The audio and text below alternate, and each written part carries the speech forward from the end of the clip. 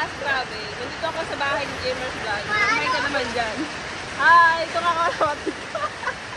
Nag-aabang kami yung pagguho ng mansion niya. Inaabangan namin yung pagguho ng mansion ni Jamer's Vlog. Hindi kayo mag-alala. Mayaman naman niya. May 3 mansion pa natitira.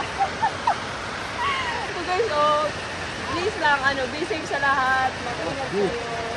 Huwag na kayong lumabas, di kagaya ko lumabas. Pumunta lang talaga ako para tignan din yung kapatid ko. Dito yun. Tingnan nyo guys, ang lakas, wala na yun. Baka kayo magsitakbuhan mo eh. So, alam ko naman lumangon. Pero gano'n, hindi ko yan kaya langunin. Ano rin ako niya. Sobrang lakas talaga ng niya, parang kamot sila. Ayun sobrang lakas guys. Sa mga dyan ha, mag-ingat kayo. Diyos ko Mariose, nakakatakot. Mag-pray na lang lagi. Kasi hinto na yung ulan para matigil na yun. Kasi marami ngayon nababaha, yung mga bahay ngayon. Sigurado hindi lang dito sa iba rin, siguro sa Caloocan kasi mabahain din dun eh. Yung guys, nakikita nyo ba yun? So, yun lang. Mag-ingat kayo, lalong lumalakas yung ulan, so sigurado yung guys. Lakas na kami.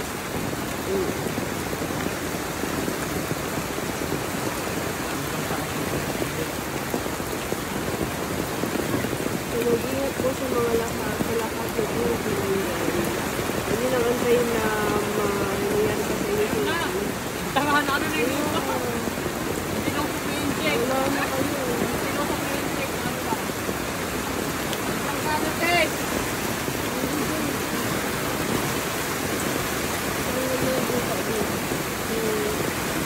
Ano ba ba lumakas? Lakas pa na ulan eh. Delikado na kami. Kailangan na yung hindi ka namin sa inyo. Kahit marunong ka lumangoy, hindi mo kaya yan. Hindi naman magaling lumangoy dyan, hindi mo kaya. Kasi nga ang lakas ng niya. Parang sa amin.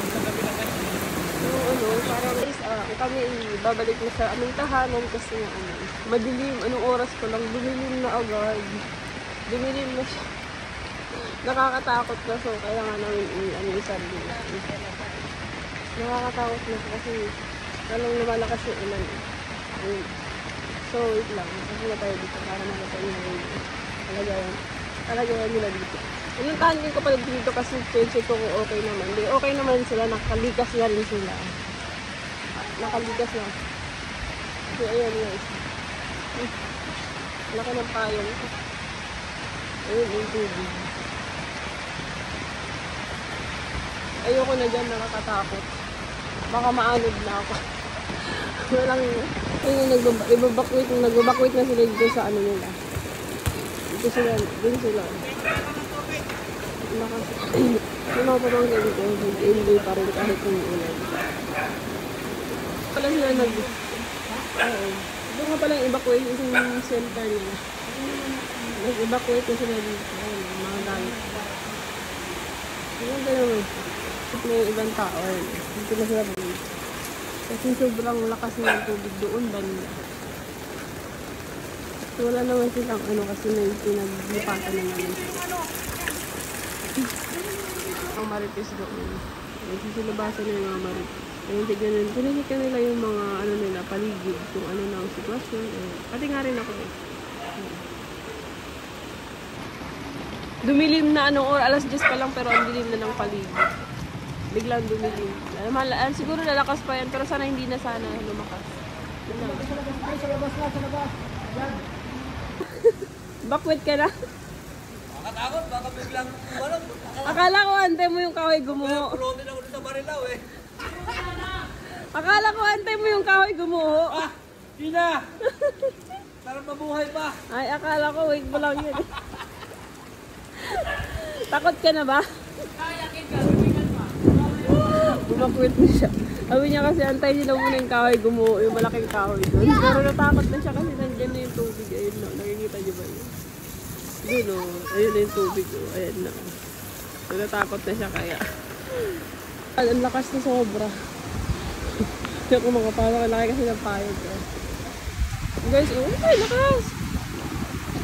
Ah! Para hangin. Ang lakas, oh.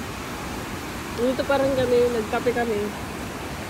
Pero mamaya uwi na kami kasi nakakatakot na dito banda sa kanila. So mamaya, baka mabaan mo yung tulay doon, hindi na kami makadaan. So kailangan naman umuwi. Uy, papaya o sayang. Pwede mangutan. Bawa ka mawala. Balikat na. Wala. Ang lakas. Wala. Wala guys, nakakatakot na. Grabe. Yung mga tao doon. Hindi ko siguro may dito. Wala naman tao doon. Grabe.